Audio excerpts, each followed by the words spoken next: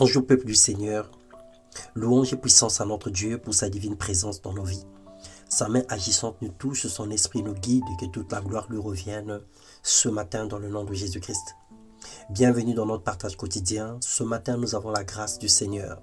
Nous avons la faveur divine pour pouvoir partager une fois de plus encore sa parole.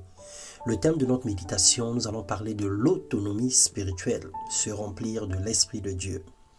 Lorsque nous lisons dans 1 Thessaloniciens, le chapitre 5, les versets 16 au verset 19, la Bible dit ceci. « Soyez toujours joyeux, priez sans cesse, rendez grâce en toutes choses, car c'est à votre égard la volonté de Dieu.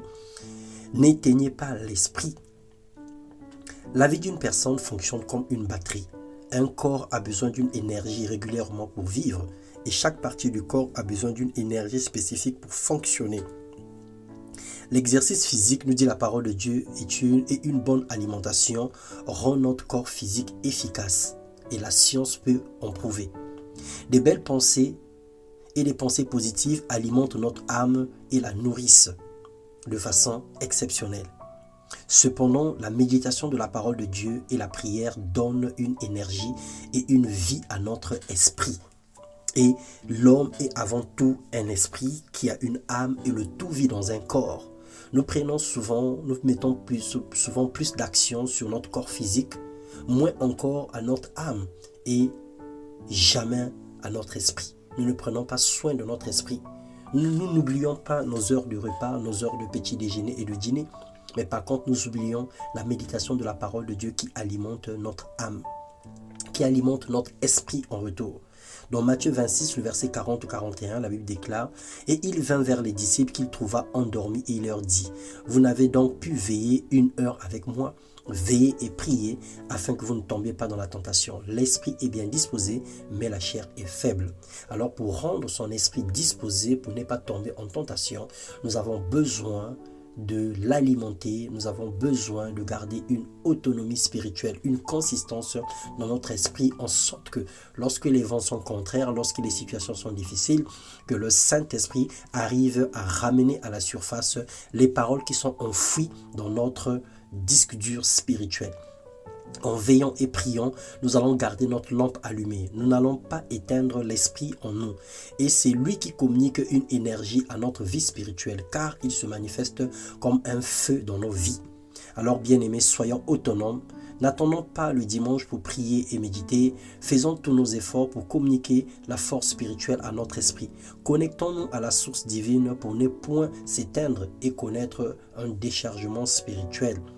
Combien de fois nous sommes sensibles lorsque nos téléphones sont à 1% ou à moins de 10% de charge. Nous sommes sensibles. Nous voulons à tout prix la mettre sous une prise afin que le téléphone soit toujours capable à émettre mais aussi à recevoir les appels.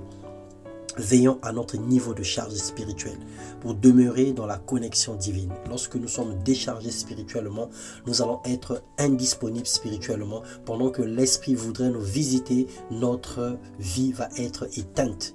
Nous voulons garder nos lampes allumées, nous voulons garder notre vie en marche. Nous voulons avoir toujours une autonomie, quelle que soit la distance à parcourir, que nos vies soient chargées pleinement de l'Esprit de Dieu. Alors veille au niveau de la charge spirituelle de ta vie en priant sans cesse, en étant toujours joyeux et en priant par l'esprit toutes sortes de prières.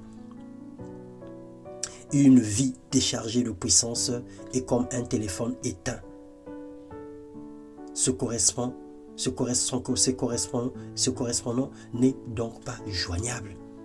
Alors recharge ta batterie spirituelle et sois connecté au Père dans le nom de Jésus-Christ. Garde ta lampe allumée et brille toujours. Sois rempli de la puissance de Dieu. Sois rempli du feu de l'Esprit et que le Seigneur te propulse vers une destinée glorieuse et magnifique.